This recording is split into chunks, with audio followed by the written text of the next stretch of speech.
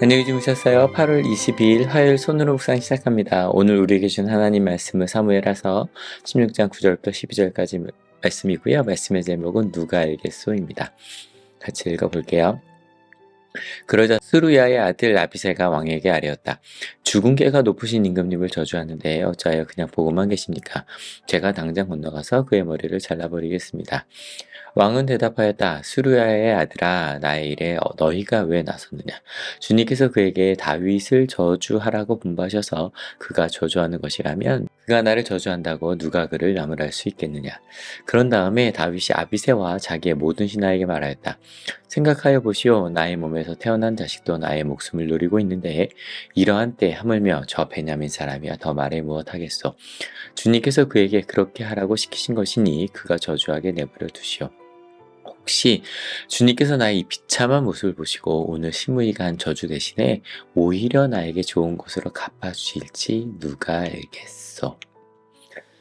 네, 다윗 이야기를 하고 있는데요. 지난주부터는 절대 그레이트 킹이 아니죠. 제가 지난주에 다윗이 정말 작은 모습, 우리아의 아내 바세바를 빼앗은 이야기를 했는데 실은 오늘은 이것보다 더 작은, 정말 다윗의 평생에 가장 부끄러운 이야기를 아마 오늘 나누게 될 것 같아요. 수리아의 아들 아비새가 왕에게 아뢰었다. 죽은 개가 임금님을 저주한대. 도대체 누가 다윗 왕을 저주할 수 있을까요? 근데 어제 말씀부터 요 표제어가 다윗이 벌을 받을 때라고 되어 있고요.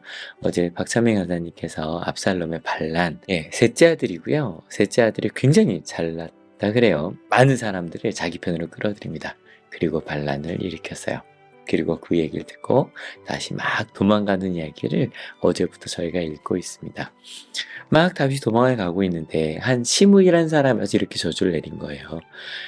영영 가거라 이 피비린내 난 살인자, 이 불안당 같은 자식아, 내가 사울 집안 사람들을 다 죽이고 이제는 주님께서 그 피값을 모두 너에게 갚으시는 거야. 너의 아들 압살롬을 넘겨주었으니까 이런 형벌은 너와 같은 살인자가 마땅히 받아야 할 재앙이다 그러는데, 뭐 아무리 다윗 왕이 도망간 상황이라도 너무해 보이시나요? 근데 시므이가 베냐민 사람이라고 아까 다윗이 잠깐 이야기를 했는데 사울의 친척입니다. 사울이 베냐민 집안 사람이거든요. 자기 사울의 자손들이 많이 죽었어요. 자기 친척들이 많이 죽었죠. 거기에 대해서 이제 퍼붓는 거죠. 근데 그래서 얘는 어찌 저걸 그냥 내버려 둡니까? 그래서 그 시므이를 죽은 개라고 부르는 거예요. 저 사람은 아무 힘도 없는데 내가 가서 당장 죽여버리겠다. 다윗이 도망가고 있어도 그 시므이라는 사람 정도 그럴 힘은 충분히 있었을 거예요. 그런데 이야기합니다. 나의 일이다. 나의 일이다. 나의 일이다. 내가 지금 이렇게 쫓겨나는 건 실은 내 아들이 나에게 반란을 한 거니까. 그리고 다윗이 이렇게 무너지기 시작한 게 그 우리야 그 사건부터거든요. 혹시 그가 주님께서 그를 시켜 나를 저주하는 것이 혹시 아니겠느냐. 그리고 나서 주변 사람들한테 말합니다. 생각하여 보시오. 나의 몸속에서 태어난 자식도 셋째 아들이라 그랬잖아요. 나의 목숨을 노리고 있는데 하물며 저 베냐민 사람 사울의 친척이에요. 말해 뭐하겠어. 주님께서 그렇게 하라고 하신 것일 수도 있으니 그냥 내버려 두시오. 저희 어저께 막 이제 다윗이 도망가니까 그래 최소한 하나님의 언약궤는 우리가 데리고 가야 되지 않겠습니까? 우리 가지고 갑시다. 라는데 아니야. 성막에도 혹시 하나님께서 나에게 은혜를 베푸시면 내가 다시 볼 수 있지 않을까? 지금 나를 저주하는 시므이도 하나님께서 시키신 것일 수도 있어.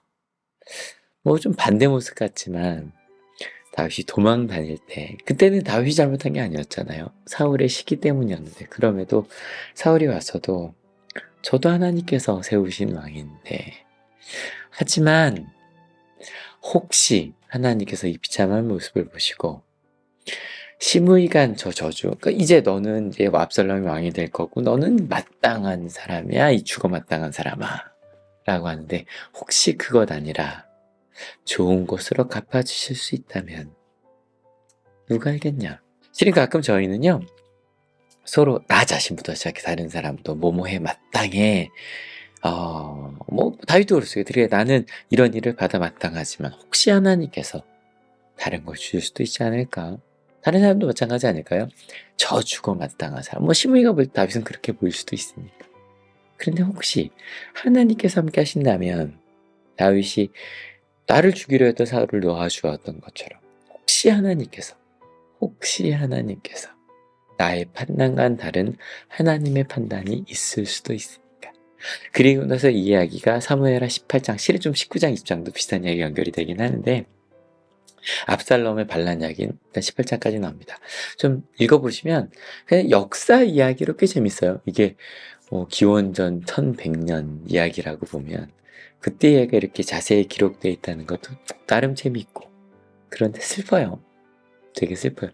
다윗, 우리가 그렇게 시편에 가득 담겨져 있는 다윗의 찬양을 좋아하는 사람으로 많이 슬퍼요. 예, 오늘 우리에게 준 하나님의 말씀 누가 알겠어였어요. 혹시 지금 우리의 판단도 있고 뭐 화가 날 수도 있고 아니면 뭐 기회라고 생각할 수도 있고, 근데 혹시 나의 생각과 나의 판단과 다른 하나님의 이야기 있을 수도 있다.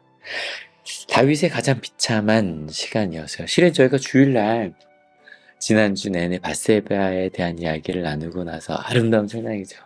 주님은 이런 거 기뻐하시지 않아 상한 심령을 기뻐하셔. 그러고 정말 회개 기도 중에 가장 아름다운 회개 기도를 하거든요. 그런데도 그 이후는 끊임없이 칼부름이 이어지고요. 다윗도 뭐 그게 실수를 안 한 게 아니라 계속 실수를 반복합니다. 그래도 저는 다윗이 아직도 그레이트 킹이라고 불릴 수 있다면 어제 언약궤 가져갑시다 그럴 때 아니야, 언약궤는 그 자리에 있어야 돼. 그래서 내가 주님께 은혜를 입으면 그것을 내가 다시 볼 수 있겠지. 저 사람이 날 비난하지만 주님께서 나의 비참을 모습을 보시고 혹시 고백한다면, 실은 이 모든 장면에서 여전히 다윗은 하나님을 주님이라고 부르고 있어요. 오늘 이야기를 나누며 실은 다윗이 비참한 시간에 한 이야기지만 링컨 대통령 이야기가 생각이 났어요.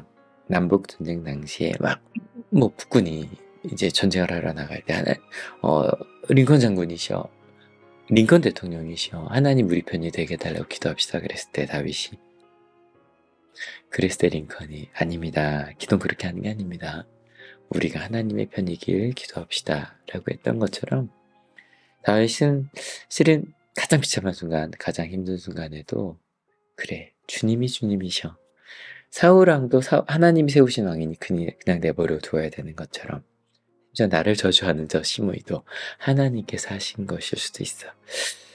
저는 다윗이 더 그레이트 킹, 위대한 왕이 될 수 있다면 가장 부끄럽고 가장 비참한 순간에, 실은 저희는 부끄럽고 비참한 순간이면 내 걸 좀 숨기고 싶고, 그래서 나 힘든데 나에 대해서 더 저주하면 더 화가 나잖아요.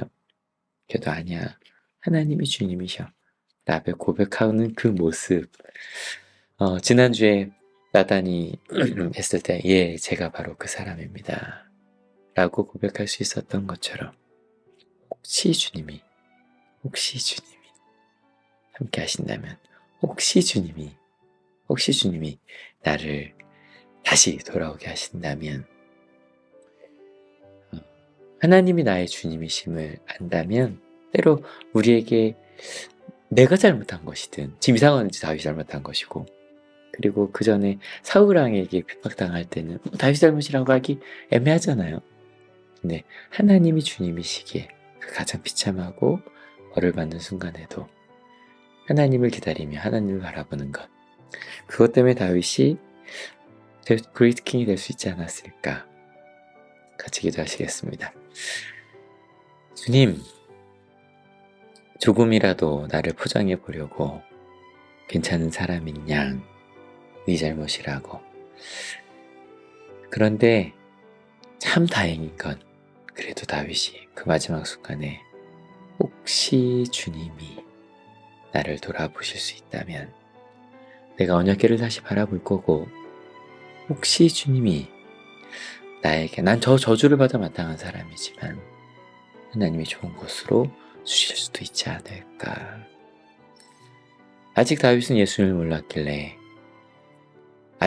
예수님을 몰랐기 때문에 이런 죄인에게 손을 내밀어 주시고 먼저 사랑하고 용서하시는 하나님을 몰랐지만 하나님을 주님으로 믿고 있었기에 주님을 주님이라고 부르고 있었네요. 주님, 우리의 모습이 떠오릅니다. 어떤 순간에도 하나님이 주님이십니다. 하나님이 주님이십니다. 나를 누가 비난해도, 때로 내 잘못으로 내가 벌을 받아도, 예, 주님, 주님이 주님이십니다. 나는 주님밖에 붙들 것이 없습니다. 내가 보응하는 것이 아니라 하나님이 보응하시고 하나님이 붙드신다면 제가 하나님을 찬양할 수 있음을 믿습니다. 그렇게 고백할 수 있음에 감사드립니다. 오늘 하루도 주님께서 주신 이 시간들을 살아내는 하나님의 귀한 자들 머리 위에 예수 그리스도의 사랑과 하나님의 은혜와 성령 하나님의 인도하심이 지금으로부터 영원토록 함께 하옵시기를 간절히 축원하옵나이다. 아멘. 여러분 때문에 행복합니다. 사랑합니다.